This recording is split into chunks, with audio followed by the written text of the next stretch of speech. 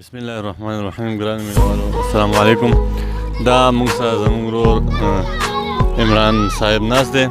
عمران صاحب تقریبا د نن نه یو 10-12 کاله مخکې زموږ سره په کلي کې وو، خو څه مجبوریانې داسې وې چې د هغې د وجې نه د یو لارې اختیار کړه چې هغه د بل یو ملک وه چې دوبۍ کې وي، عمران بھائی تاسو عمان کې وي، نو د هغه وجې نه زموږ د ده سره ملاقاتونه نه شوي او الله رحم وکړو. بیا عمران بھائی سعودي عرب ته راغی او موږ سره ناست دی او د ده د موږ یو څو شعرونه اورو، که دا موږ ته ووایي نو ډېره مزه به وکړو. ډېره زیاته مننه سبحان الله صاحب، تاسو ته هرکلی وایم.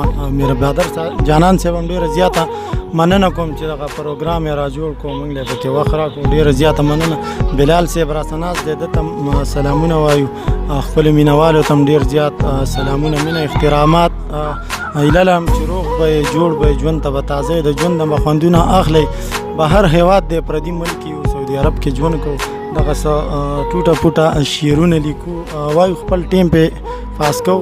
نو دغه یو غزل مې لیکلی دی چې زه د پښتون سړي انداز ته ګورم، زه د پښتون سړي انداز ته ګورم، خلک اواز اوري زه ساز ته ګورم. نو بلا سازونه پکې وغږېدل، بلا سازونه پکې وغږېدل، زه د پښتون د ژبې ساز ته ګورم.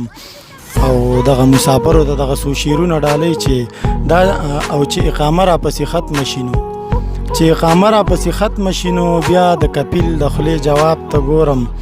او کله چې جیل ته مې د کار نه یوسي، کله چې جیل ته مې د کار نه ویسي، د خپل شلېدلي کمیس تار ته ګورم. ډېره زیاته مننه. کله چې جیل ته مې د کار نه یوسي، د خپل شلېدلي کمیس تار ته ګورم.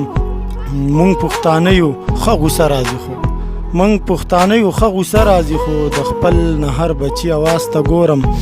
زمونږ په ملک کې څه کمی دی مړه، زمونږ په ملک کې څه کمی دی مړه، ولې د بل ملک حکمران ته ګورم. او دا اخري وخت دی فتوی راغلی، دا اخري وخت دی فتوی راغلی، ځکه جومات ته ځم امام ته ګورم.